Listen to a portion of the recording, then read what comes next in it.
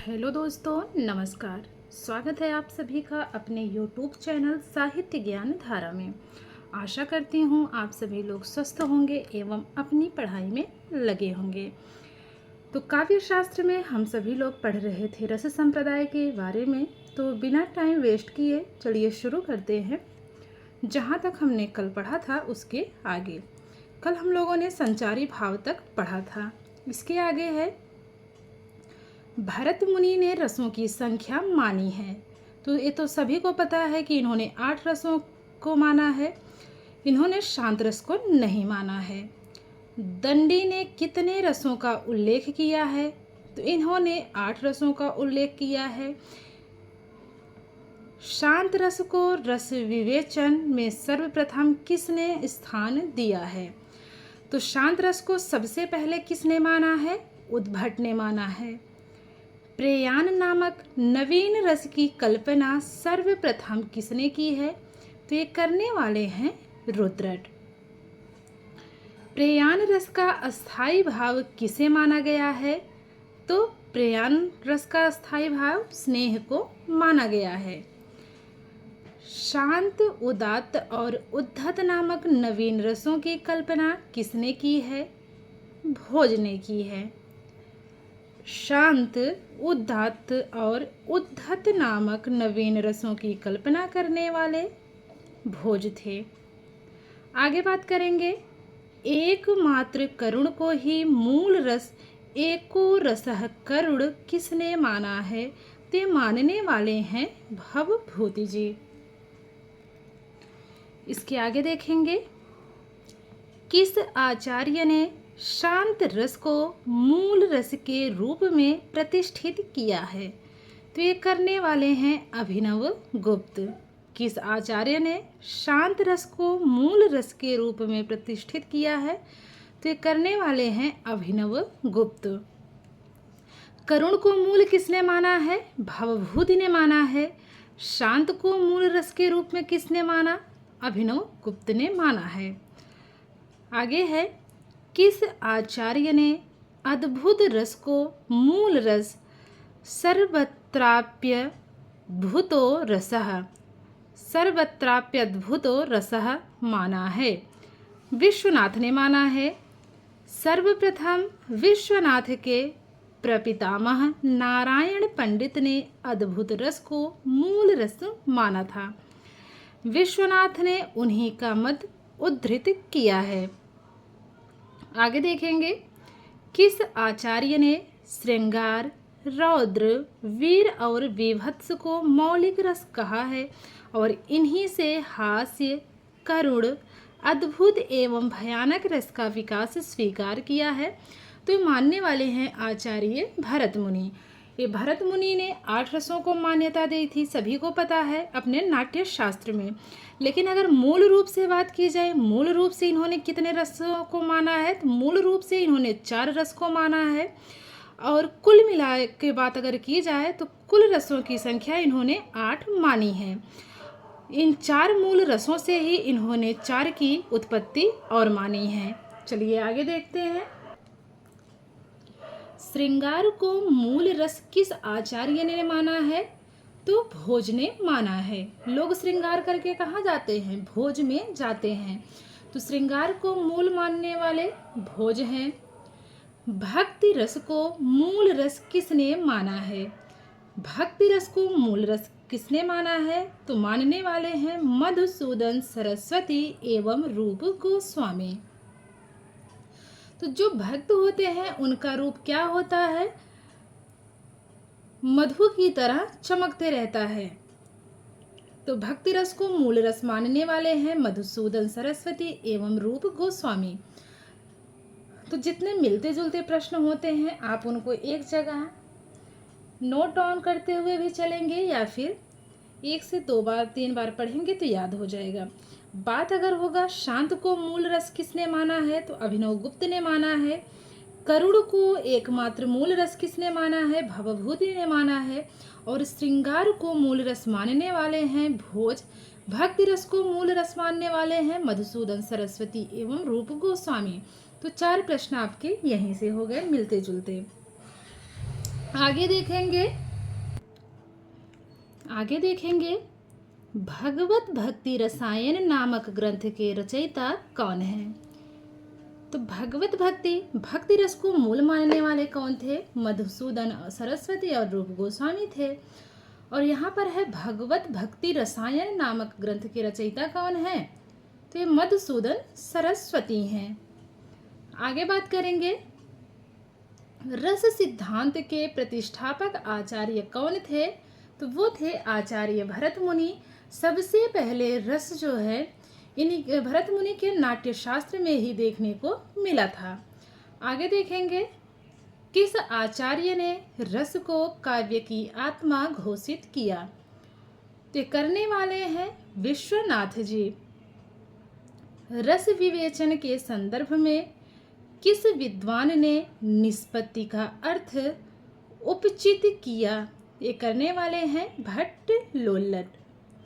फिर से देखेंगे रस विवेचन के संदर्भ में किस विद्वान ने निष्पत्ति का अर्थ उपचित किया। तो ये करने वाले हैं भट्ट लोल्लट। निष्पत्ति का अर्थ अभिव्यक्ति किसने किया। अभिनव गुप्त ने किया है। रस विवेचन में चित्र तुरंग न्याय की कल्पना किसने की है। तो ये करने वाले हैं शंकुक। तो देखिए मिलते जुलते दो तीन प्रश्न यहाँ से हैं। कैसे होंगे। रस विवेचन के संदर्भ में किस विद्वान ने निष्पत्ति का अर्थ उपचित किया है। तो भट्ट लोल्लट ने किया है। आगे बात करेंगे तो जहाँ अभिव्यक्ति की बात होगी वहाँ अभिनव गुप्त होंगे। इस ट्रिक से याद करेंगे। निष्पत्ति का अर्थ अभिव्यक्ति, तो अभिव्यक्ति की बात कौन करेंगे। अभिनव गुप्त करेंगे। रस विवेचन में चित्र तुरंग न्याय, तो न्याय की बात कहाँ होती है। जब कहीं पर शंका होती है, जब किसी को शंका होती है तो लोग क्या करते हैं, न्याय मांगते हैं कि मुझे इस व्यक्ति पे शक है, मुझे न्याय चाहिए। तो इसको ट्रिक के माध्यम से ऐसे याद रखेंगे। आगे देखेंगे साधारणीकरण की प्रक्रिया में मधुमती भूमिका की चर्चा किसने की थी। तो ये करने वाले हैं केशव प्रसाद मिश्र जी। अभी हम लोगों ने पढ़ा था थोड़ी देर पहले ही। अच्छा, वो भगवत भक्ति रसायन था। तो भगवत भक्ति रसायन किसका था। मधुसूदन सरस्वती का था। और यहाँ पर क्या दिया है, यहाँ पर दिया है साधारणीकरण की प्रक्रिया में मधुमती भूमिका की चर्चा किसने की है। तो मधुमती की भूमिका चर्चा केशव प्रसाद मिश्र ने किया है। आगे है रस का विरोध किस विद्वान ने किया था। भामह ने किया था। भामह कैसे थे, अलंकारवादी थे। भामह कैसे थे, अलंकारवादी थे। तो इन्होंने क्या किया था, रस का विरोध किया था। आगे देखेंगे शंकुक के अनुसार भरत मुनि के रस सूत्र में आए संयोग शब्द का अर्थ है। तो अनुमान है। तो जब हम लोगों को किसी पे शंका होती है तो क्या करते हैं, अनुमान लगाते हैं ना। अनुमान लगाया जाता है। शक होने पे लोग क्या करते हैं, तरह तरह के अनुमान लगाते हैं कि क्या ये सच में ये व्यक्ति ऐसा कर सकता है कि नहीं कर सकता है। तमाम ऐसी बातें होती हैं ना। ये निजी जीवन से जुड़ी हुई चीज़ें रहती हैं, जो ट्रिक्स होती हैं, तो उससे जल्दी याद होता है। तो शंकुक के अनुसार भरत मुनि के रस सूत्र में आए संयोग शब्द का अर्थ है अनुमान। अगला है रस सिद्धांत के संबंध में तन्मयतावाद के प्रतिष्ठापक कौन है। तो अभिनव भरत हैं। अभिनव गुप्त नहीं है यहाँ पे, अभिनव भरत है। तो इसको कैसे याद करेंगे, भारत के लोग अभिनय को कैसे देखते हैं, तन्मयता के साथ देखते हैं। जो भारत के लोग होते हैं वो अभिनय तन्मयता के साथ देखते हैं। तो ऐसे हो गया, भारत से भरत हो गए, अभिनय से अभिनव हो गए, और तन्मय से तन्मयतावाद हो गया। आगे है जब अनुचित और असंगत रूप से रस का प्रयोग किया जाता है, जैसे नायक नायिका के एक पक्षीय प्रेम दिखाना, तो उसे कहते हैं रसाभास। जब अनुचित और असंगत रूप से रस का प्रयोग किया जाता है, अर्थात जिसमें जो है नायक नायिका के एक पक्षीय प्रेम का वर्णन हो, जैसे कि अगर नायक प्रेम कर रहा है, नायिका नहीं कर रही हो, नायिका कर रही हो, नायक नहीं कर रहा हो, जैसे कि ज़बरदस्ती होता है ना। आजकल तो ये सब चीज़ें निजी जीवन में बहुत ही देखने को मिल रही हैं। तो उसको जब दोनों तरफ से प्रेम नहीं है तो वो क्या है, एक पक्षीय माना जाएगा ना। तो उसे क्या कहते हैं, रसाभास कहते हैं। उस दशा को रसाभास कहा जाता है। आगे देखेंगे, विप्रलंभ श्रृंगार की कितनी काम दशाएं बन गई हैं, तो 10 दशाएं बनी हैं। कौन कौन सी? अभिलाषा, चिंता, स्मरण, गुणकथन, उद्वेग, प्रलय, उन्माद, व्याधि, जड़, मरण। तो विप्रलंभ श्रृंगार की कुल कितनी दशाएं हैं? काम दशाएं 10 हैं। इसको याद रखेंगे, महत्वपूर्ण है। आगे देखेंगे, जब भावों का अनौचित्य रूप में वर्णन हो या उनका अनुचित प्रवर्तन हो, तो उसे कहते हैं भावाभास कहते हैं। जब भावों का अनौचित्य रूप से वर्णन हो या उनका अनुचित प्रवर्तन हो, तो उसे कहते हैं भावाभास। तो याद रखेंगे, रसाभास और भावाभास में क्या अंतर है।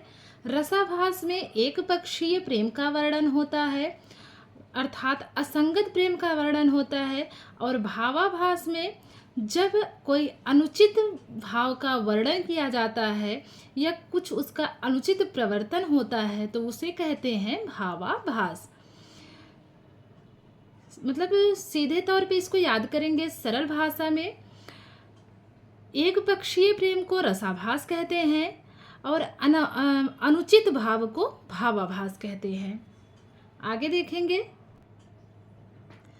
जब एक भाव किसी दूसरे विरुद्ध भाव के उदित हो जाने पर शांत हो जाए और उसकी समाप्ति भी चमत्कारी प्रतीत हो, तो वहाँ होता है, वहाँ भाव शांति होता है।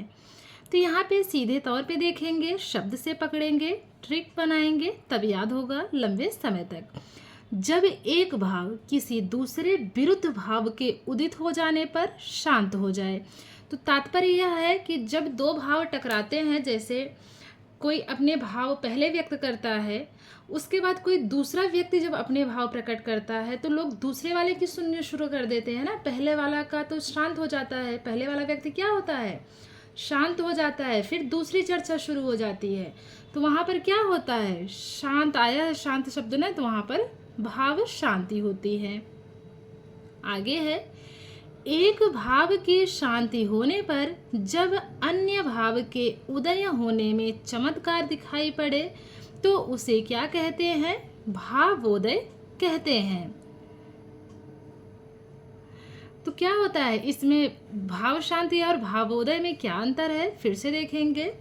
जब एक भाव किसी दूसरे विरुद्ध भाव के उदित हो जाने पर शांत हो जाए, तो वहाँ भाव शांति होती है, और जब एक भाव की शांति होने पर अन्य भाव के उदय होने में चमत्कार दिखाई पड़े, तो उसे क्या कहते हैं, भावोदय कहते हैं। महीन सा फर्क है, लेकिन दोनों बातें आप लोग याद रखेंगे। एक के बाद अन्य अनेक भावों का जब एक साथ उदय होता है, तो उसे कहते हैं भाव सबलता कहते हैं। एक के बाद अनेक भाव जब एक साथ उदय होते हैं, तो क्या कहते हैं, भाव सबलता उसे कहते हैं। फिर से देखेंगे तीनों में फर्क। जब एक भाव किसी दूसरे विरुद्ध भाव से उदित हो, तो भाव शांति होता है, और जब एक भाव की शांति होने पर दूसरा भाव प्रकट हो, तो भावोदय होता है। इसको ऐसे समझेंगे फिर से, तो तीनों अच्छे से याद रहेगा। जब एक भाव किसी दूसरे विरुद्ध, यहाँ विरुद्ध की बात हो रही है, दूसरे विरुद्ध भाव का जो है उदय हो तो भाव शांति होती है। और इसमें क्या है, एक भाव की शांति, मतलब इसमें पहले एक भाव की शांति होने पर अन्य भाव का उदय होता है, तो वहाँ भावोदय होता है। और यहाँ पर एक के बाद अन्य अनेक भाव, भावोदय में तो अन्य भाव है, लेकिन इसमें अन्य अनेक भाव की चर्चा की गई है। किसमें? भाव सबलता में। आगे है, जिस विषय के द्वारा भाव मन में जागते और विकसित होते हैं कहलाता है विभाव। जिसके हृदय में रति आदि स्थायी भाव जागते हैं वो क्या कहलाता है? आश्रय कहलाता है। आगे है, जिन कार्यों से भाव का अनुभव होता है कहलाता है अनुभाव। किस विद्वान ने सैद्राज करुणो रसः कहकर करुण रस की उत्पत्ति रौद्र रस से मानी है? तो ये मानने वाले हैं भरत मुनि ने। तो भरत मुनि ने क्या कहा है? इन्होंने करुण रस की उत्पत्ति रौद्र रस से मानी है।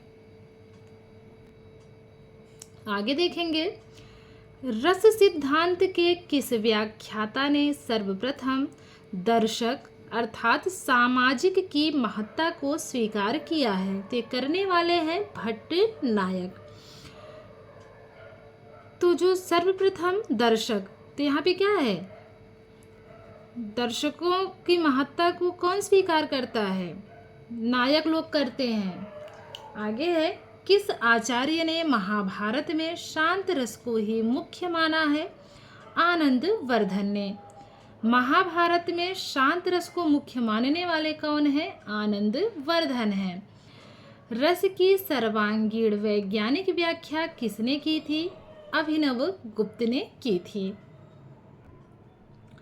आगे देखेंगे, सर्वप्रथम किस आचार्य ने रस के स्वरूप पर सविस्तार रूप से प्रकाश डाला है?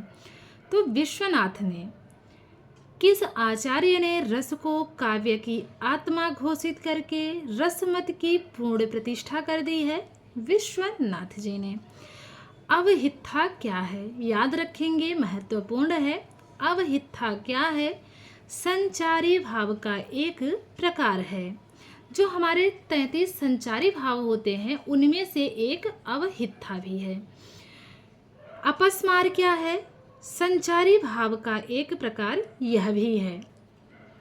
आगे है, भरत सूत्र विभावानुभाव व्यभिचारी संयोगाद रस निष्पत्ति के सर्वप्रथम व्याख्याता कौन है? तो ये हैं भट्ट लोलट। ये जो सूत्र है भरत मुनि का है, विभावानुभाव व्यभिचारी संयोगाद रस निष्पत्ति। तो ये तो सूत्र भरत मुनि का है, लेकिन सर्वप्रथम इसकी व्याख्या किसने की थी? तो वो किए थे भट्ट लोलट जी। आगे देखेंगे, आनंद का अर्थ हृदय का व्यक्तिबद्ध दशा से मुक्त और हल्का होकर अपनी क्रिया में तत्पर होना ही समझता हूँ। यह कथन किसका है? आचार्य रामचंद्र शुक्ल जी का है। तो यहाँ पे क्या आया है? हृदय का व्यक्तिबद्ध दशा से मुक्त। तो यहाँ फिर क्या आया है? हृदय आया है। आनंद का अर्थ हृदय, यहाँ से पकड़ेंगे आनंद का अर्थ हृदय, रामचंद्र शुक्ल जी। साधारणीकरण विभावादि का होता है, यह भावकत्व का परिणाम है। कथन किसका है? तो भट्ट नायक का है। रस का भोक्ता वास्तविक रामादि एवं नट को किसने माना है? भट्ट लोलट ने माना है। आगे बात करेंगे, किस आचार्य को साधारणीकरण का प्रवर्तक माना जाता है? भट्ट नायक को माना जाता है। तो जहाँ पर भी साधारणीकरण की बात होगी वहाँ पर कौन आएंगे? भट्ट नायक आएंगे। न्याय सिद्धांत के आधार पर रस निष्पत्ति की व्याख्या करने वाले व्याख्याकार कौन थे? तो वो थे शंकुक। जहाँ न्याय की बात होगी वहाँ पर क्या होगी? शंका, तो वहाँ पे आएंगे शंकुक। सांख्य दर्शन के आधार पर रस निष्पत्ति की व्याख्या करने वाले व्याख्याकार थे भट्ट नायक। सांख्य दर्शन भट्ट नायक। आगे है, किस आलोचक के मतानुसार साधारणीकरण कवि भावना का होता है? तो ये है डॉक्टर नगेंद्र के अनुसार। सहृदय की चेतना का साधारणीकरण मानने वाले आलोचक हैं केशव प्रसाद मिश्र।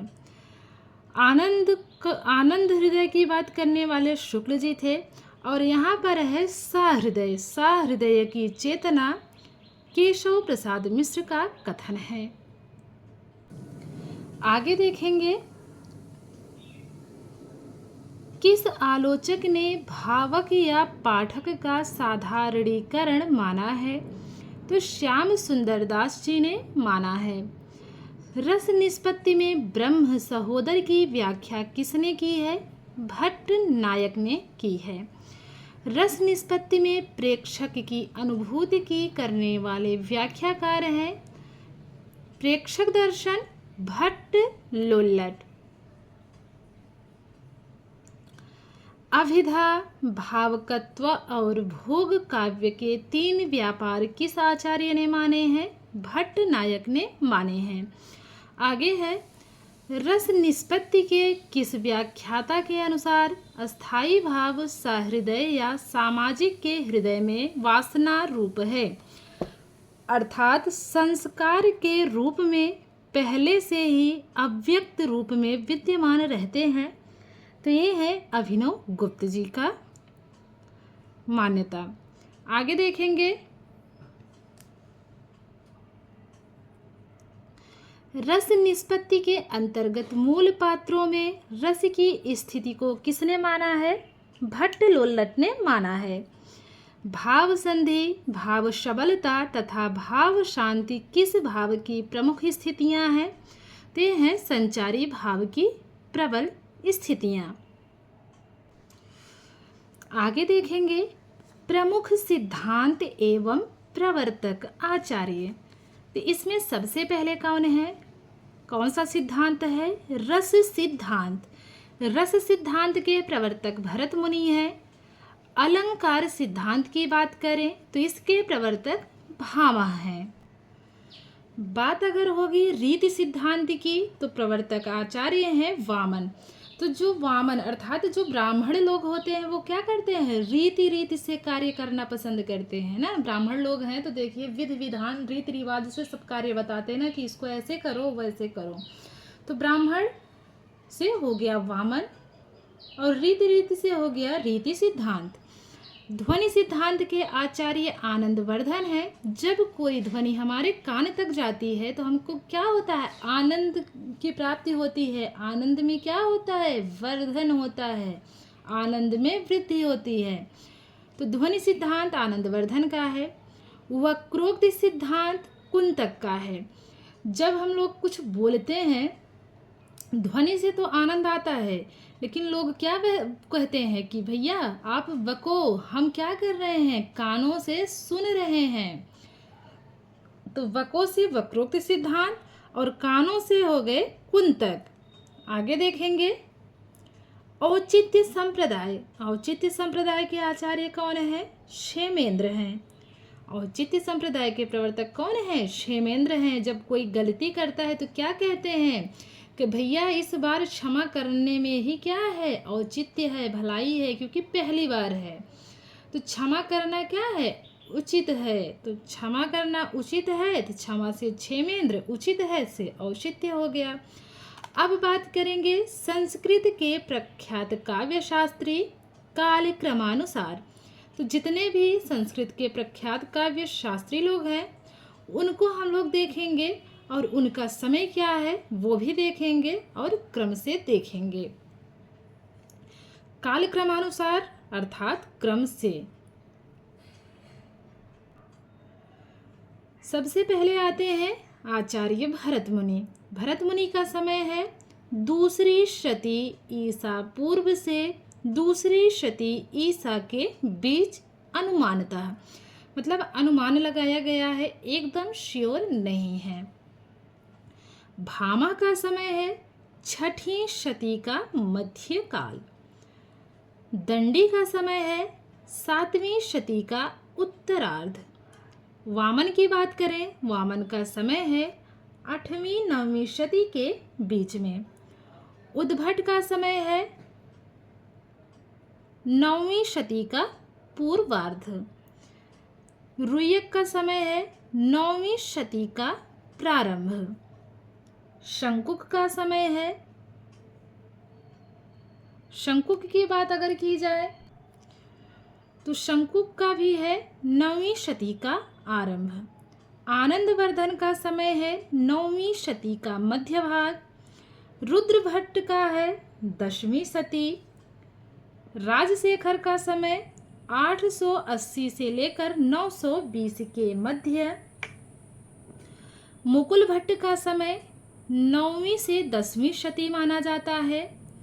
धनंजय का समय 10वीं शती। भट्ट नायक की बात करें तो 10वीं शती का मध्यकाल। लोल्लट का समय है 10वीं शती का मध्य भाग। ये तो भट्ट नायक का है, भट्ट नायक का 10वीं शती का मध्यकाल है। लोल्लट का है उद्भट और अभिनव गुप्त के बीच।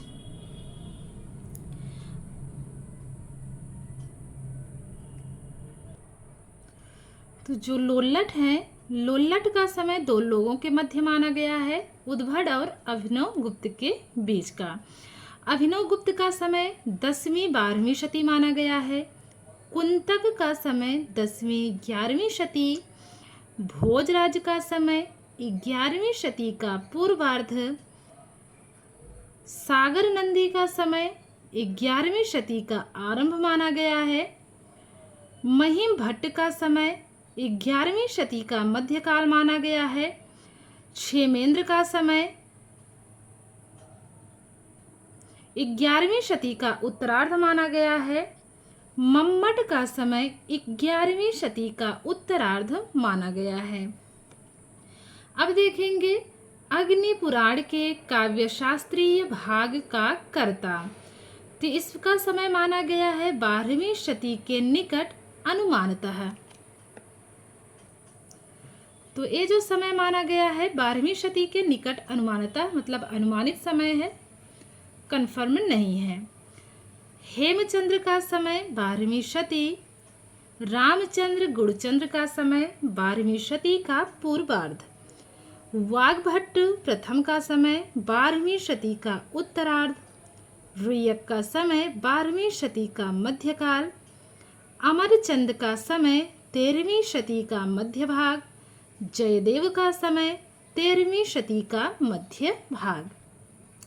आगे देखेंगे शारदा तनय 13वीं शती का मध्य भाग। सिंह भूपाल 13वीं शती का मध्यकाल। विद्याधर 13वीं 14वीं शती। विद्यानाथ 13वीं 14वीं शती। भानुदत्त 13वीं 14वीं शती। वाग्भट्ट द्वितीय 14वीं शती के आसपास। विश्वनाथ 14वीं शती। रूप गोस्वामी 15वीं 16वीं शती। केशव मिश्र 16वीं शती का उत्तरार्ध। कवि कर्णपुर 16वीं शती 17वीं शती। अप्पय दीक्षित 16वीं 17वीं शती। जगन्नाथ 17वीं शती का मध्य भाग। अकबर शाह 17वीं शती का मध्य भाग।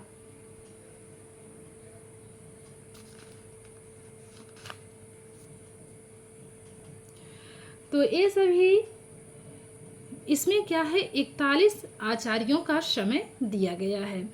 तो यहाँ पर हमारा रस संप्रदाय समाप्त होता है। कल की वीडियो में हम लोग पढ़ेंगे अलंकार संप्रदाय के बारे में। तो आशा करती हूँ आज की वीडियो आप लोगों को ज़रूर पसंद आएगी। अगर वीडियो पसंद आए तो प्लीज़ लाइक कीजिएगा, कमेंट के माध्यम से ज़रूर बताइएगा कि आप लोगों को वीडियो कैसी लगी। और जो भी साथी चैनल से पहली बार जुड़ रहे हैं उनसे रिक्वेस्ट है कि वो लोग चैनल को ज़रूर सब्सक्राइब कर लें ताकि आप लोगों तक वीडियो पहुंचती रहे। और जिन भी साथियों को वीडियो अच्छी लगती है वो लोग चैनल को आगे बढ़ाने में भी सहयोग करें, अपने साथियों को भी चैनल से ज़रूर जोड़ें। और आप लोग वीडियो को पूरा देखा करिए, तभी चीज़ें समझ में आएंगी। आप लोग 1 से 2 बार 3 बार जब वीडियो देखेंगे तो सब कुछ अच्छे से समझ आ जाएगा। और जो भी साथी क्विज करना चाहते हैं वो जाके देखेंगे, चैनल पे ही मैंने टेलीग्राम की लिंक डाल रखी है। डिस्क्रिप्शन में जाएंगे तो वहाँ पे मैंने डाल रखा है टेलीग्राम का लिंक, तो आप लोग टेलीग्राम चैनल से जुड़कर क्विज भी कर सकते हैं। तो मिलते हैं नेक्स्ट वीडियो में, तब तक के लिए सभी को जय श्री राधे कृष्णा, जय श्री सीताराम, नमस्कार।